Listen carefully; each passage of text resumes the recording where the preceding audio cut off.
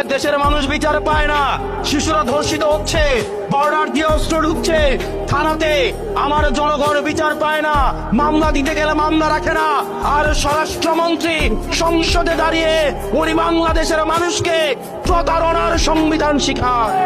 স্বরাষ্ট্রমন্ত্রী চোখ খুলে দেখেন, মানুষ বিচার চাওয়া বন্ধ করে দিয়েছে, মানুষ বিচার চাওয়া বন্ধ করে দিয়েছে।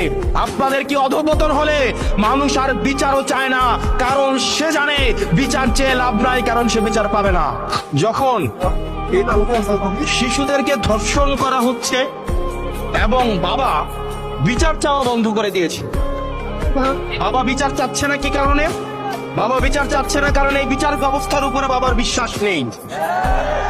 বাবা জানে এই বিচার ব্যবস্থা নিয়ে কিছুদিন ফেসবুকে লেখালেখি হবে, রাজনীতির ময়দানে গরম বক্তব্য হবে, কিন্তু দিন শেষে বাবা তার সন্তানের ধর্ষণের কোনো বিচার পাবে না।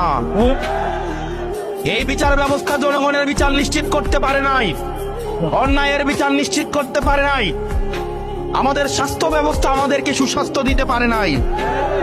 আমাদের দেশের নেতারা যারা স্বাস্থ্যের দায়িত্বে থাকেন, জনপ্রতিনিধিরা তারা ছুটি পেলে নিয়মিত চেকআপের অংশ হিসেবে সিঙ্গাপুর এবং থাইল্যান্ডে যায়। তাদের সন্তানদেরকে তারা বিদেশে রেখে তারা পড়াশোনা করায়।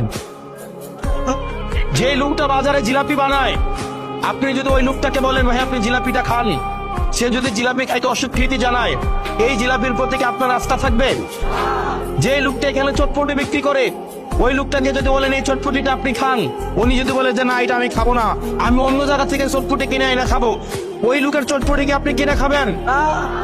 তা আমাদের দেশের যারা স্বাস্থ্য মন্ত্রণালয়ের দায়িত্বে, যারা শিক্ষা মন্ত্রণালয়ের দায়িত্বে, যারা দেশের দায়িত্বে, তারাই দেশের সুযোগ সুবিধা ভোগ করে না, বরং তারা বিদেশ থেকে দেশের টাকা পাচার করে সেখানে গিয়ে সুযোগ সুবিধা নেয়। এবং এটা জনগণের সাথে প্রতারণা করা, এটা জনগণের সাথে প্রতারণা করা। প্রিয় মনোহরগঞ্জবাসী, আমরা এটারই পরিবর্তন চেয়েছিলাম। আমরা চেয়েছিলাম এমন একটা বাংলাদেশ, যে বাংলাদেশের একটা সন্তান যখন ভূমিষ্ঠ হবে সেই জায়গা থেকে সে তার অধিকার বুঝে পাবে। আমাদের দেশের চিকিৎসা ব্যবস্থা, আপনি আমাদের দেশের চিকিৎসা সরকারি হসপিটালগুলোতে যান, আপনি দেখবেন ফিলিস্তিনের রাফা ক্যাম্পের থেকে বাজে অবস্থায় সরকারি চিকিৎসাগুলো। আপনি প্রতিষ্ঠানগুলোতে যান, শিক্ষা প্রতিষ্ঠানগুলোতে যান, সেখানে দেখবেন সেই স্কুলের প্রধান শিক্ষকের ছেলেকে ওই স্কুলে পড়ায় না, সেই এলাকার ইউনুর ছেলেকে স্কুলে পড়ায় না, ডিসির ছেলেকে ঢাকা রেখে পড়াশোনা করায়, আমলাদের ছেলে মেয়েদেরকে বিদেশে রেখে পড়াশোনা করায়। আমাদের দেশের আমলাদের